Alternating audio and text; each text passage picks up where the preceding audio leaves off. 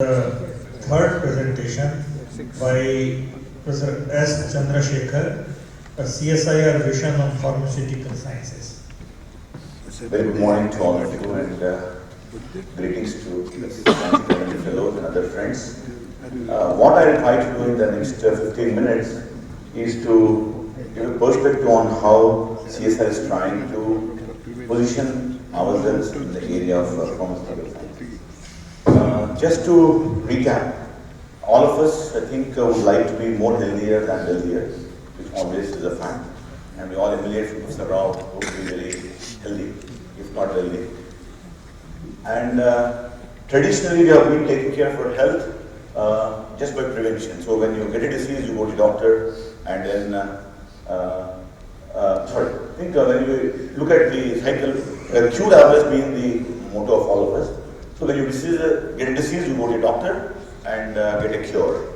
And I myself put it 30 years ago when I was a young kid, 40 years ago. You go to a doctor, he doesn't even know what disease you have. First thing they will give you is from a boiling pot, take out a hot syringe and pump in penicillin injection without knowing that you are infected. And then after 3-4 days, your fever doesn't come, he thinks it's malaria and pump in chloroquine. And then we got resistance to all of those drugs. I think that's where I think cure has spoiled all of us. But I think as we travel the cycle, today people are talking of personalized medicine. One case example, today Novartis has launched a product. They made only a single dose after discovering the drug. This drug is sold at $2.8 million for one patient. So we are going to an era where we discover drugs at those exorbitant costs if you would like to live on this planet for a longer time. Of course, prevention would be the best thing to happen. That's where the vaccine research happens. So if you look at the KPMG report, by 2031 we will expect that we may not be taking more drugs, but we'll take more vaccines. And maybe all the diseases are disappear from the planet, except that a kid is born and you give some 100 vaccines and then more or less up to 70-80 years will not get any disease. Hopefully, that's the era we are aiming for. So if you look at the definition of pharmaceutical science on which I would like to alert all of us, it's a dynamic and industry area, and I'm not going to tell you what is the area in which I personally work, but what CSIR would like to position ourselves. If you look at the pharmaceutical chemistry, including the drug discovery, delivery, absorption, metabolism, unless you complete all these chain of research activities, we will not complete the science. Of course, these are the supporting areas in which we would like to contribute. So if you look at CSIR for the last 4 or 5 years, we are positioning ourselves to make sure that all the investments we make, actually the term grant has been removed from the dictionary of CSIR. We call it investment because we need to get some returns on it back. So the investment what CSIR would like to make for the last, has been making for the last 4 or 5 years, and would like to make in future, have been into thematic areas, and healthcare team of course will address most of the pharmaceutical concerns. So we would like to get into genomic roots, medicines of tomorrow, fighting infections, phytopharmaceuticals, drug discovery, new devices, basic biology and future things. And of course, as Shekhar showed, we are present pan-nation. So if you look at chemical sector, which I personally represent, would give all the support to the healthcare sector in the life sciences and also in the chemical space. So if you look at the catalyst, value addition through separation fractions, crude syngas, which I think Anjan would make a small talk, then bulk chemicals, APIs, fermentation products, and organic chemicals, vaccine adjuvants, which are very essential while you have a vaccine to be discovered. But unfortunately, the only adjuvant which is used currently is alum. And then alum would have its own effects and it may not give you enough antibodies if you give an antigen properly. So you need to have a very specific adjuvant for every vaccine we develop, and this is something we are working currently on. But when I talk about bulk chemicals and APIs, I would also like to mention here that India has almost become a dependent on the neighbor, on the healthcare especially, and all the chemical sector. And I think the reverse engineering is likely to play again a major role to see how we can make all these bulk chemicals and APIs at an affordable cost. When we talk of US spends about 20%, 30% of each individual saving on a healthcare, can Indian afford to spend 30% on the healthcare? With meager 50,000 rupees per month salary, how much you would spend on healthcare for a lower middle class person? I think that's the question we need to ask, and CSR is currently trying to strive to see how affordable healthcare would be done. And one alert I would like to make here in the bulk chemicals and APIs is the easiest raw material which we think of, DCDA, which is the raw material for metformin. And I'm afraid maybe half of the audience might be taking metformin at post 50, 60 when we are diabetes. We depend on entire metformin resources from China. And we need to be alert that if China would like to do a war with us, they don't require to do a nuclear weapon on you, but supply DCDAs, stop supply of DCDAs, and most probably will be suffering.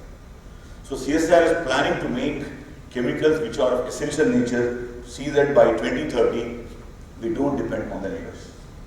So if you look at the statistics of the pharmaceutical industry, by 2080, US $18.12 billion is the domestic market for us. Generics, of course, contribute to the maximum. Today we are very fortunate to have Ramarav in the audience. I have a slide for you. Then low cost of production is the main driver for many chemical companies to come to work operate in India. But slowly, this advantage is not coming for us. Export from India into bulk drugs, intermediates, formulations, and biologics. And Pharma Vision 2020 of the Government of India makes India a global leader in end-to-end drug manufacturing. This is the key, end-to-end. Not that you buy a chemical which is just one step before the drug, go to your factory, make that last step and make a product. I think this is not going to help us. If the N-1 cost is much more than the cost of the end product from China, then you prefer to buy the end product rather than the N-1 product. Then the whole industry will suffer.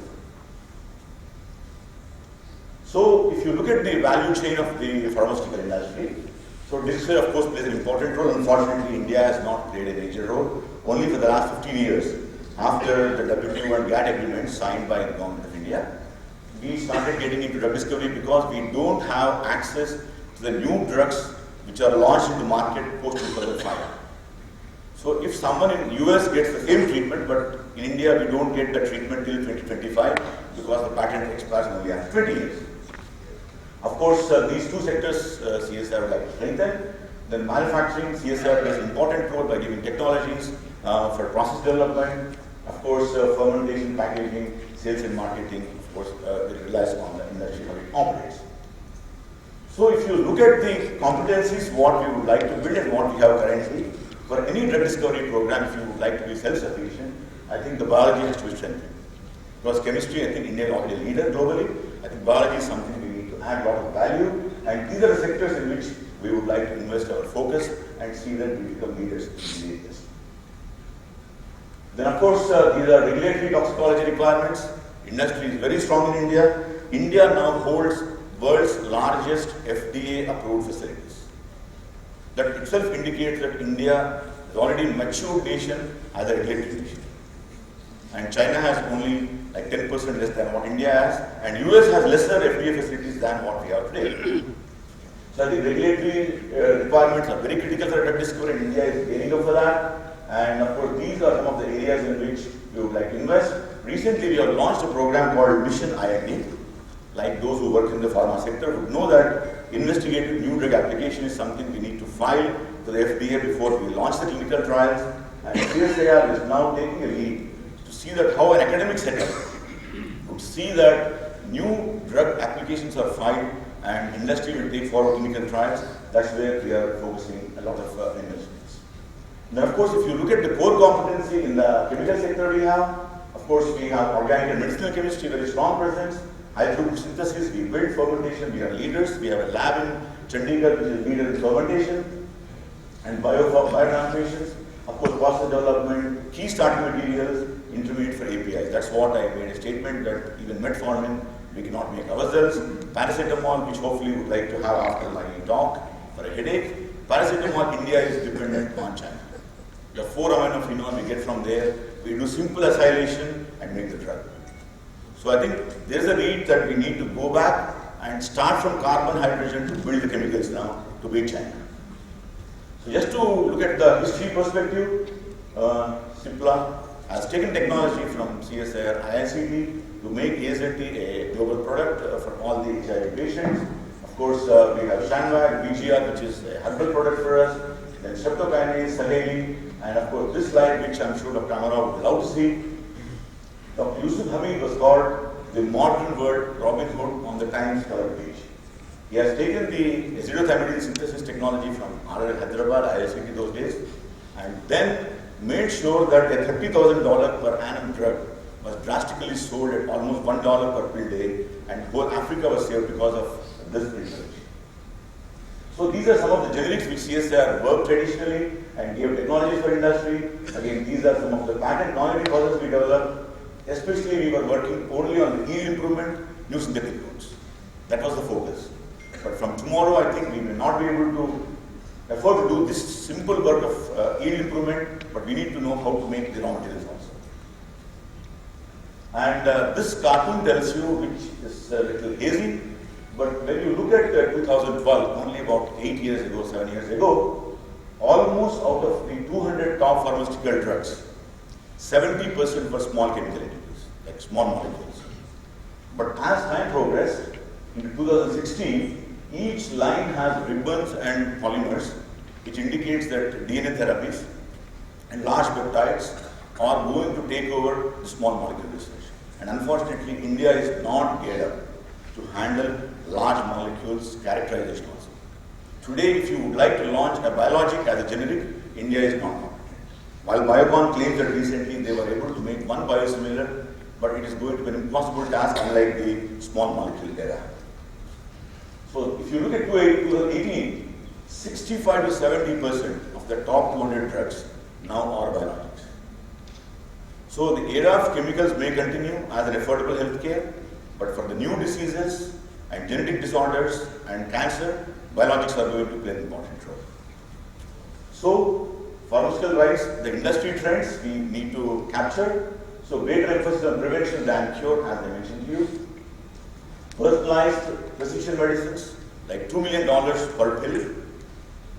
Then artificial intelligence, data-driven technologies, biologics, cure the uncurable, because some diseases which we are not able to cure today, I think we only manage those diseases. For diabetes, is just a manageable disease. When Alzheimer's is a manageable disease, and many genetic disorders are manageable diseases. So can we start working on curing the uncurable diseases?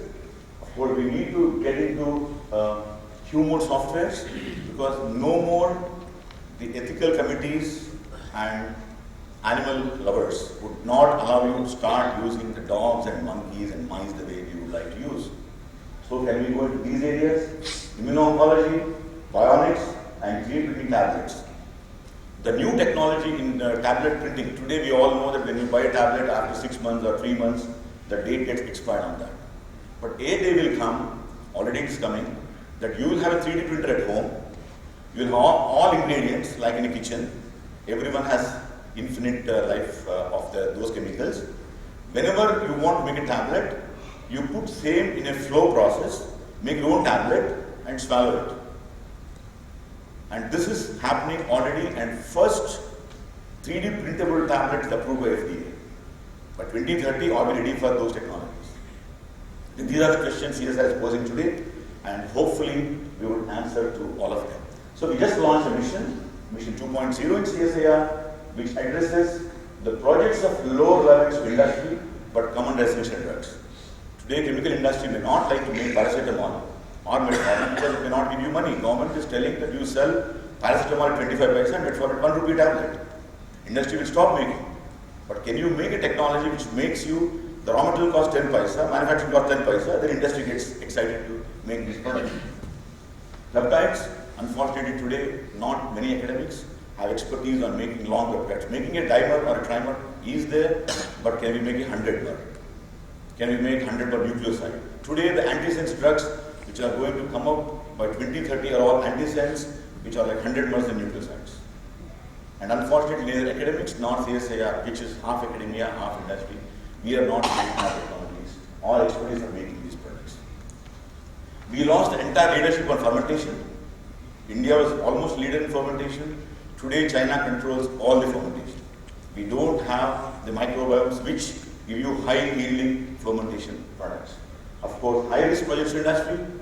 Today, eribulin, which was launched about 5 years ago for oncology treatment, no industry was willing to invest because the success rate is almost 0.5%. CSIR took the challenge. Today, we made eribulin generic, and 2021, Cipla will launch this product, hopefully. Of course, future demands, maybe groundwater flask will disappear. All science will happen in flow rather than a groundwater flask. So CSIR is again investing funds to make sure that we convert all the existing batch processes to flow processes. And hopefully that's where all the academic friends who are sitting here also would partner with CSIR to see that these things will happen by 2030. Then of course, as Shekhar spoke, we are investing our resources into circular process and chemistry so that there is no word called waste in the dictionary. Professor Mehta recently wrote an article whether the word waste in chemicals has any relevance today. Anything you get as a byproduct or waste should be converted back to a value-added product. I think that's the actual science has to build, and we are investing our resources in these areas. Capacity building onto antibody drug conjugates, drugs going off patent based on nanoscience, chemicals relevant to diagnostics, analytical tools not available in the industry on biologics. These are some things we heard. And one last slide with the success story. We store all the new chemicals made in academia and industry, and while screening those molecules, we have a molecule which we recently licensed, out-licensed to Sun Pharma at an exorbitant number for multiple disorders, and hopefully this is where CSIR will start getting revenues back on investments we make. And of course, a small suggestion to my president and incoming president, whether to encourage translation research with relevance to the Indian population, to constitute an exclusive sectional committee to elect fellows working in translation research in academic and industrial setups, instead to come up with a compendium of fellows for their contributions for translation research. And thank you so much.